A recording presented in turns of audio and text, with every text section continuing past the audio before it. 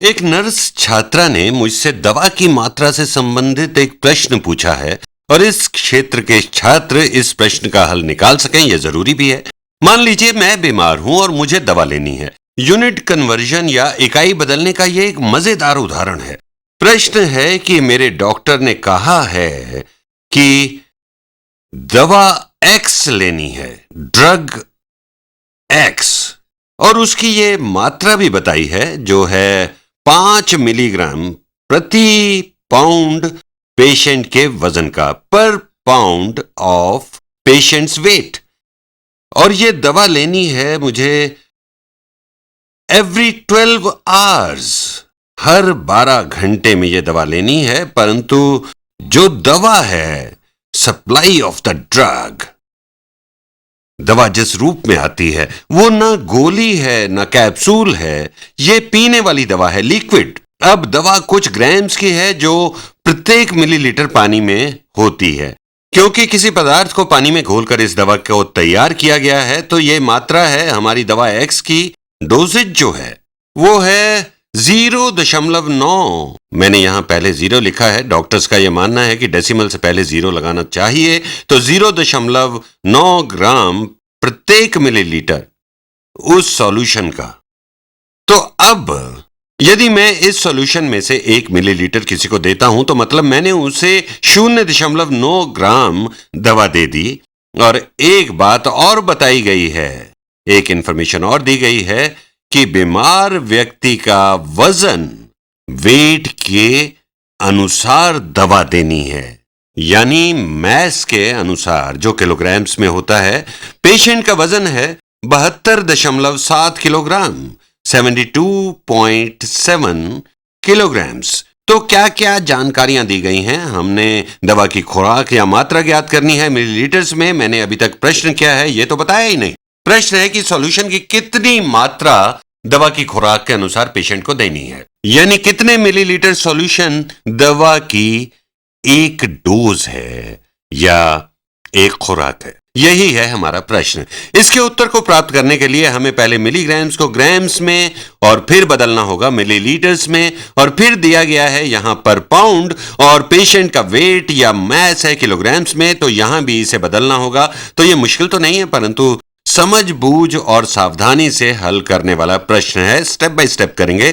तो सबसे पहली बात जो मैं बताना चाहता हूं, शायद आप पहले से ही अपनी कॉपीज में इसे लिख चुके होंगे, कैलकुलेटर से कर चुके होंगे, किलोग्राम्स को पाउंड में बदल लिया होगा आपने, लेकिन फिर भी मीट्रिक प्रणाली और इंग्लिश प्रणाली में परस्पर बदलाव या कन्वर्ट करना आना चाहिए। तो 1 किलोग्राम लगभग बराबर होता है 2.2 पाउंड के। पूरा तो नहीं, ये अप्रोक्सीमेशन है। और 1 पाउंड, यदि इसके ऊपर यहां 1 लिख दें तो 1 पाउंड लगभग बराबर होता है 0.45 किलोग्राम के, 0.45 किलोग्राम्स। ये आपकी जानकारी के लिए मैंने यहां लिख दिया है। हम इसका प्रयोग अपने इस प्रश्न को हल करने के लिए भी कर सकते हैं। वैसे अभी हम अगर कैलकुलेटर का प्रयोग करें तो हमारा बहुत समय बच जाएगा।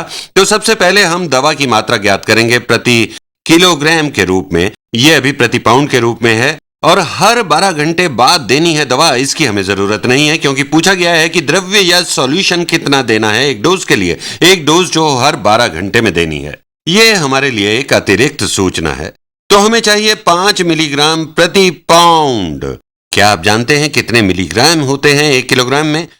अभी मैं आपको बताता हूं। इसे हम लिखेंगे मैजेंटा रंग से यहां, 5 मिलीग्राम प्रति पाउंड। इसे कन्वर्ट करना है हमें प्रति किलोग्राम्स में, तो इसे हम गुणा करेंगे टाइम्स 1 किलोग्राम में जितने पाउंड्स होते हैं उतने से गुणा, ये यहां दिया गया है, गुणा 2.2 पाउंड्स प्रति किलोग्राम।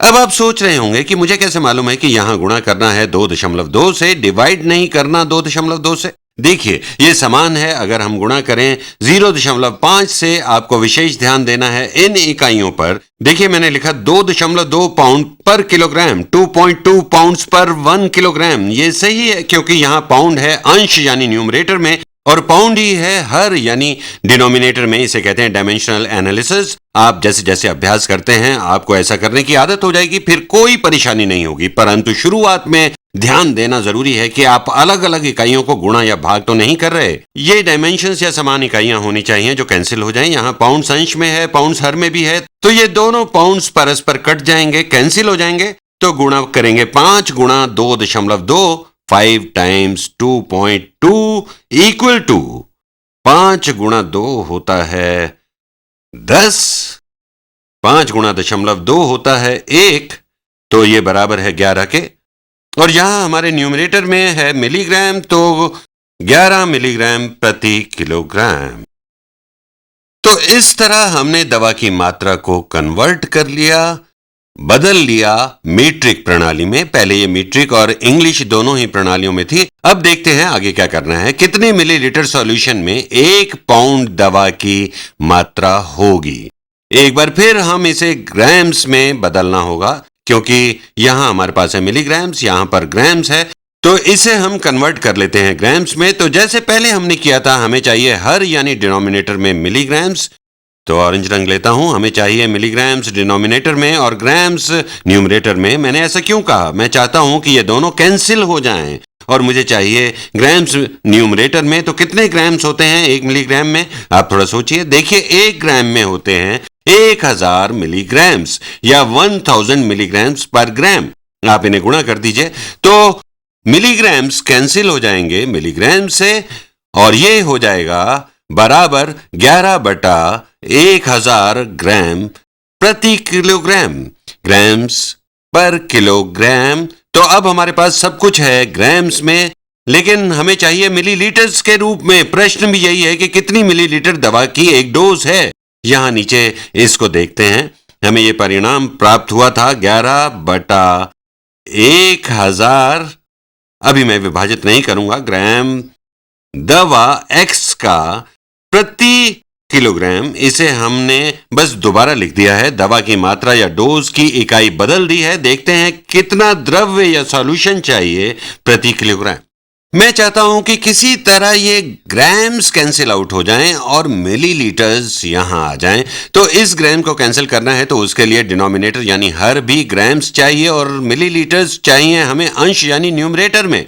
तो हमारे सॉल्यूशन में कितने ग्राम दवा प्रति मिलीलीटर होनी चाहिए? दिया गया है 0.9 ग्राम प्रति मिलीलीटर या प्रति 1 मिलीलीटर में है 0.9 ग्राम्स। देखिए यहां मैंने इसे पलट दिया है क्योंकि हमें चाहिए मिलीलीटर अंश यानी न्यूमरेटर में, ग्राम्स चाहिए डिनोमिनेटर में, ताकि ये दोनों कैंसिल हो जाएं। गुणा करते हैं तो ये ग्राम्स तो परस्पर कट गए, शेष रह गया मिलीलीटर प्रति किलोग्राम। अब करते हैं इन्हें मल्टीप्लाई। 11/1000 गुणा 1/0.9, इसे मैं अभी ऐसे ही लिखे रहने देता हूं। तो ये होगा 11/1000 गुणा 0.9 मिलीलीटर्स सॉल्यूशन प्रति किलोग्राम। तो हमें प्राप्त हुआ ये है प्रति किलोग्राम पेशेंट के कुल वजन के हिसाब से। और फिर यह भी बताया गया है कि पेशेंट का वजन कितना है, तो ये आखिरी गुणा भी कर लेते हैं और फिर कैलकुलेटर के प्रयोग से इसका उत्तर ज्ञात करेंगे। तो मल्टीप्लाई करेंगे, इसे गुणा करके हम जानना चाहते हैं कितने मिलीलीटर्स प्रति पेशेंट। हम चाहते हैं किलोग्राम्स कैंसिल हो जाएं, हमें ज्ञात करना है किलोग्राम्स प्रति पेशेंट।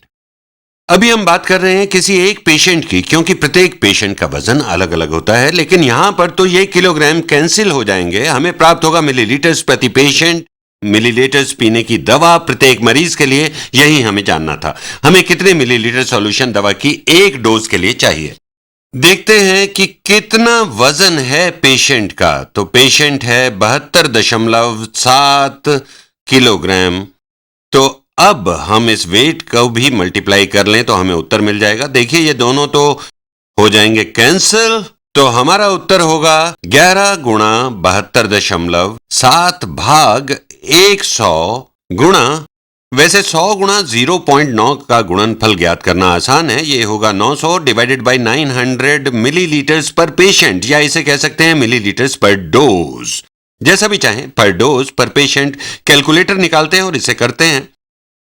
11 गुणा 72.7 बराबर है 799 भाग 900 के, जो बराबर है 0.88 के। इसे राउंड अप करें तो 0.889 के। डॉक्टर से माफी चाहूंगा, तो ये बराबर है, इसे बहुत सुंदर लिखूंगा, 0.889 मिलीलीटर सॉल्यूशन पर डोज।